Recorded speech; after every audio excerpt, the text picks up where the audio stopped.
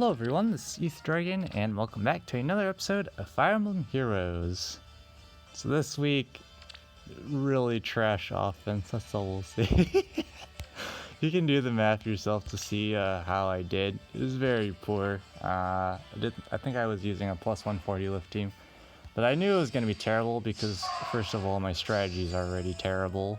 Using a Blade Tome carry during Astra season just sounds like pain and suffering against lull spam and no support to buff up. It's just never gonna end well.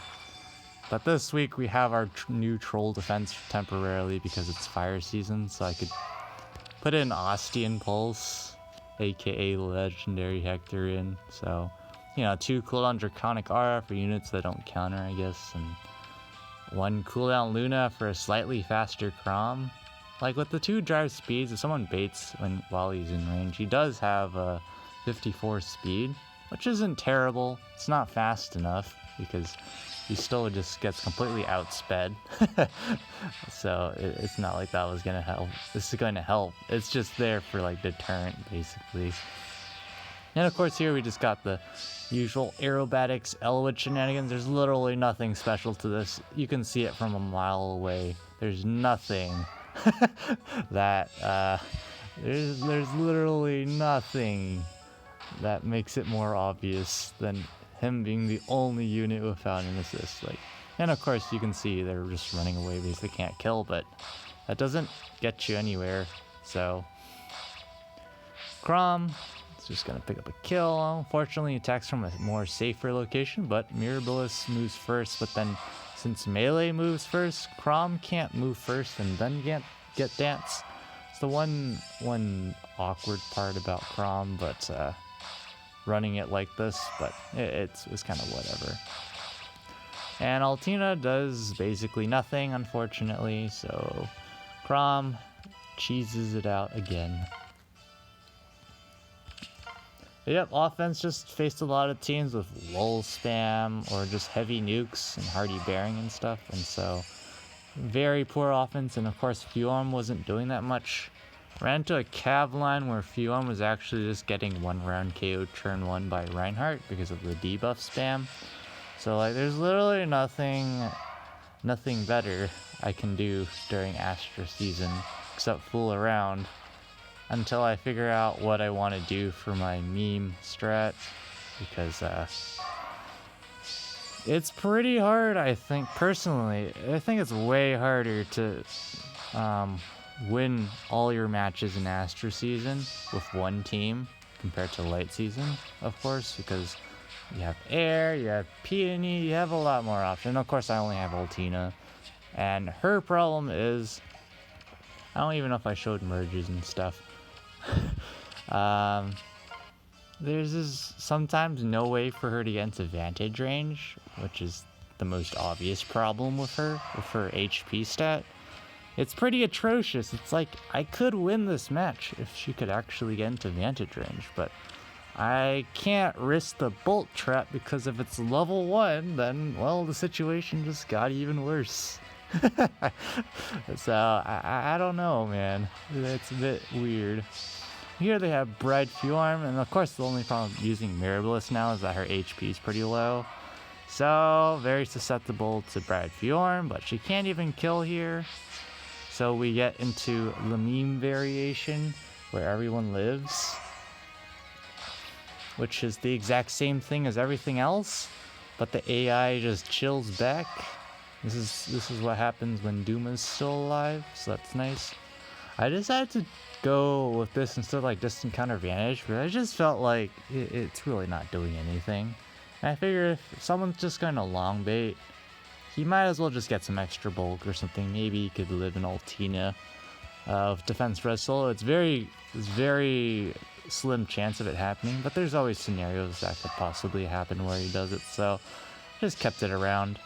Unfortunately for us, Fjorm avoids the double, kind of because she was running double steady posture or whatever, and of course Crom's never fast enough, so yeah, but we still pick up the kill there, and now Crom just takes out another victim, and the meme pivots just to put the armors in front to make it more annoying.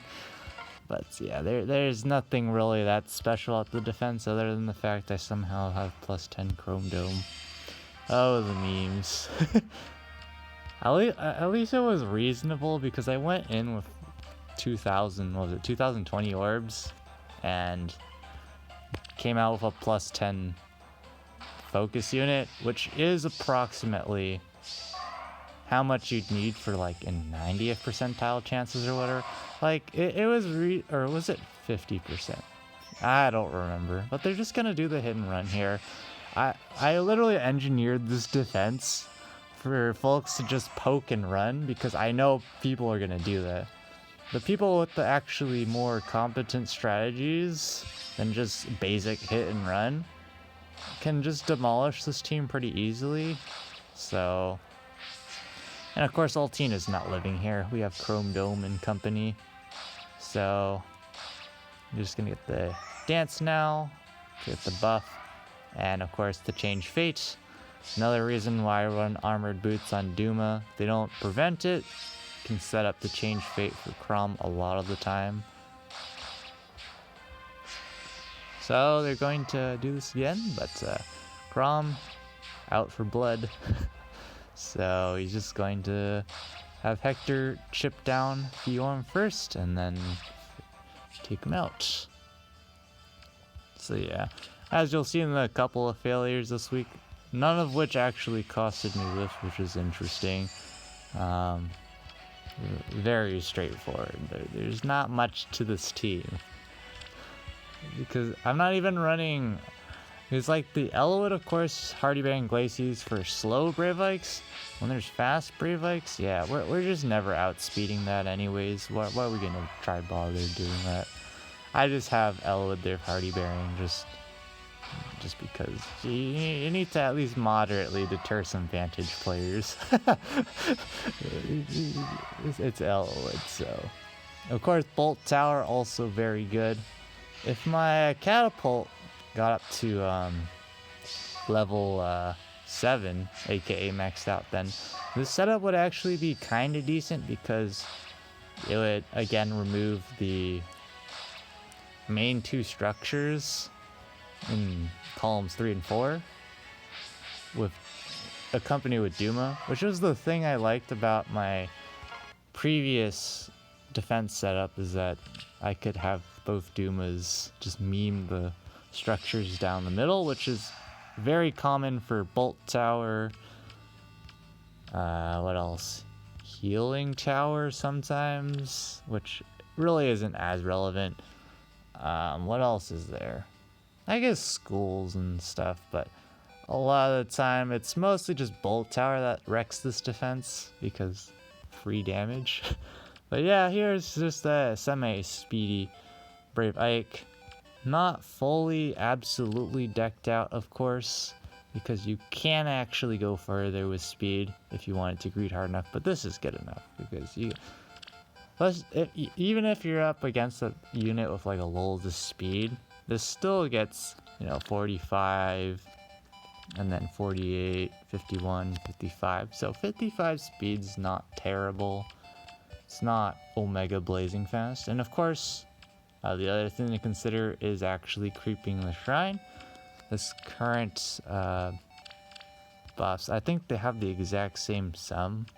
So that's a bit awkward.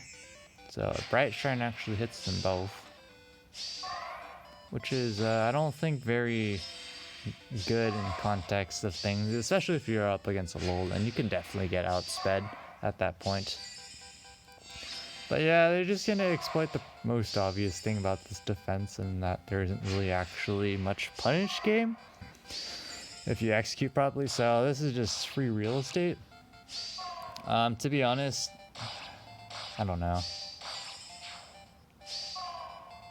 The other thing about giving Doom a bold fighter as well, stuff like this, like if I don't kill anything, then stuff like this happens, and it's not like my team's supposed to be able to actually do anything because Hector's literally there just for frontline Thunder, Armads, and Ostian Pulse, or whatever it's called, Ostia's Pulse.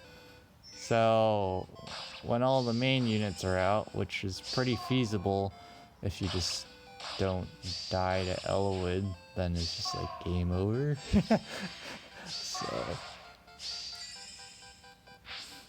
and of course they gotta go pick up their ether structures, and Olivia doesn't die to Brave Ike, so they can just safely go ahead and bait like so, and easy peasy. Very straightforward.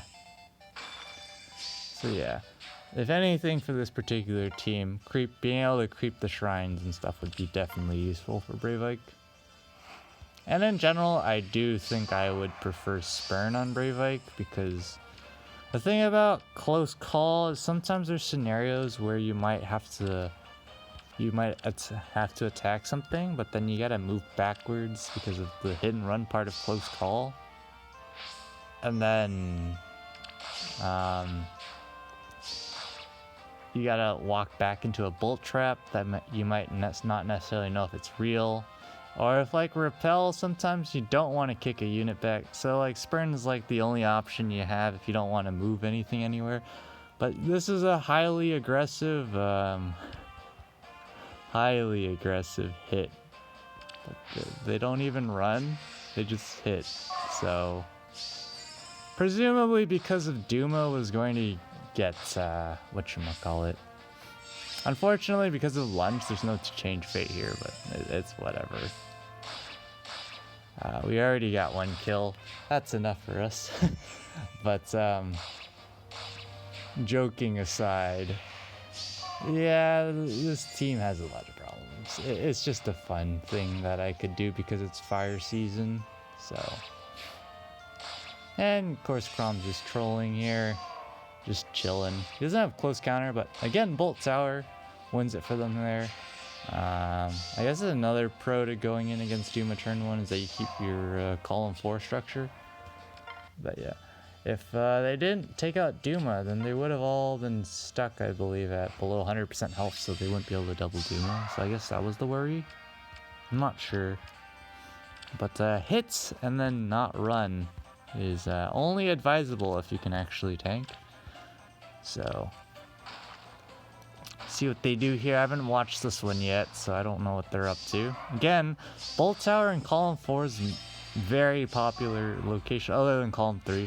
But Column 4 is even more popular. It's kind of a weird meta thing, I think, happened. Because a lot of people put it on Column 3, and then a lot of folks started spamming Catapult on Column 3. So then folks move it to Column 4 because it's like the next best thing. But, Pronya is not going to do anything here. Feels bad. To change fate, good old shenanigans. Never gets old, Capital.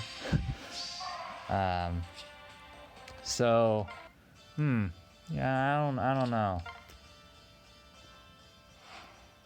I definitely do like taking out the military structures, though. It's like the most popular place to Bolt Tower because it just has the most coverage. Like general coverage against the average defense, since it covers middle columns. But yeah, I'm not entirely sure, because I was debating for the longest time whether to switch places with Legendary Hector and switch Duma with Legendary Hector. Basically, which column do you want to break the structure for? So I think we all know what's gonna happen here. It's dual Alphons, so we either win or we don't. And again, Bolt Tower damage, so it's free real estate. They take out the Dancer. Good play, of course. We get Healing Tower for Crom at least, but we're not even back up to full HP here. We live by a bit, and sad days, exact lethal. Of course, we didn't even have attack speed push up at this point. I'm not sure they were gonna take 0 damage from Hector's 59 attack. And Crom had no HP, so even if he missed the kill, they weren't healing anything. So I don't feel like it still would have died, but at least Crom wouldn't still be alive. But yeah, they just surrender there. If you do your daily damage calcs, you can see that stuff will happen. in advance because there's nothing complicated about this defense to compute. There's no jank debuff, hidden debuff shenanigans besides Mirror Bliss, which they took out, of course, that you have to worry about. It's all very straightforward stuff if you want to put in the time. But here we have a Gale Force team, and I actually watched this one. This was definitely interesting. Not sure if they planned everything, but of course they used the Bolt Trap to set up Wings of Mercy and stuff, so good play on their part. And they have Fjorn with Wings of Mercy. Oh, she's not that fast and stuff. You know, she can clean up or face tank something. It's totally reasonable. So they go in again when the Bolt Tower goes off, but I don't think the Bolt Tower would have changed too much. Maybe Altina could have missed a kill or whatever, but the Chrom kill is definitely what was the biggest thing there. And so here they're just able to end turn, and Olivia doesn't get one round KO'd by Elwood here, so they can go ahead and pick up the ether structures if they want to.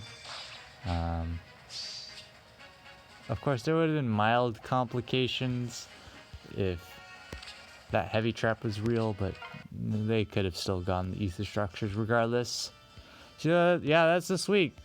Came out with -0. Could still lose lift from now till the end of the season, but just inside top 10k. Don't really expect to stay, but with this much time left, if we don't lose any more lift, probably get top 10k. And yeah, for not fully deciding what to do for dark season yet, this map layout is horrible. It's like 1% better in some aspects compared to the previous season setup, but yeah. Going up to interval 19, again a nice juicy 5,800 feathers. Can never have too many of those. It's like I'm just stockpiling for weeks, like for example this week in arena, if I wanted to boost my score some more, if I needed it, because it looks like we're fine here, barely, with like an hour left, but I'll keep an eye on it. But I could build up a Matilda and score more than Anna. It doesn't take that much investment to do it. It's mostly merges, so that's where the feathers come into play. And of course, Arena we already saw the madness and silly plays I made, so yeah, just top 1k, not going for anything special on these kind of weeks, because top 50 is just fishing nightmare.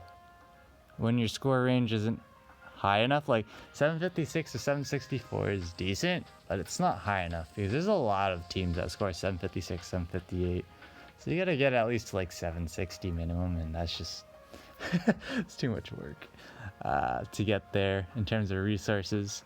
But anyways, enough ranting. We'll be back when there's if there's any more last hour replays, or if not, when the results come in.